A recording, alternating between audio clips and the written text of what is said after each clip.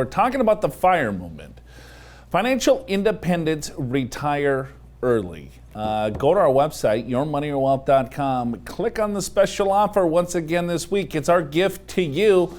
If you're concerned about your retirement, if you want to use a little FIRE to get your retirement plan in action, check out our special offer this week. You won't regret it. Yourmoneyyourwealth.com. Click on that special offer.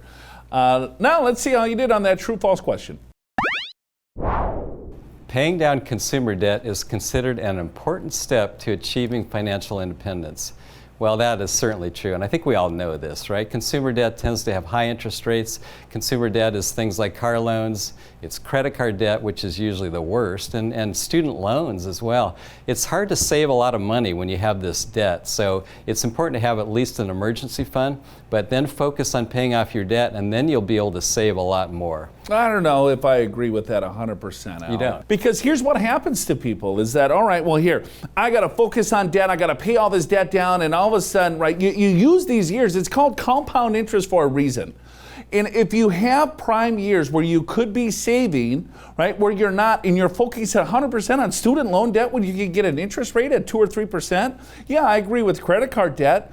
But what happens is that if you focus so much on that, you don't save, you never get in the habit of saving. Right? Saving is so key. And then guess what? As you're paying all that debt, something else happens. You have no cash or cash reserves to help you, and you just fall into debt again. So I think it's a balance. I think you need to have a balance and a strategy. Okay, I will accept that, Joe. And in fact, I don't think I said only pay off debt, or maybe it sounded like it, but it sounded exactly like that. I think if you're in an employer that at least has a 401k match, you certainly want to take advantage of that. So I agree, there's some balance here. But I think your focus needs to be paying off debt, and then you can save a lot more after that. I think your focus should be on your financial plan that encompasses everything.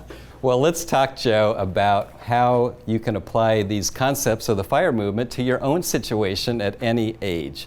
So the first one is, and you've heard us say this before, don't wait, right? I mean, this is procrastination. That's the thing that most of us do.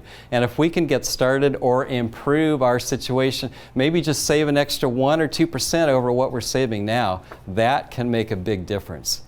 Try to reduce your expenses to the extent you can. Try to increase your income. It's just simple mathematics. The difference between your income and your expenses is what you save. And the more that you save, Joe, the quicker you can get to this retirement.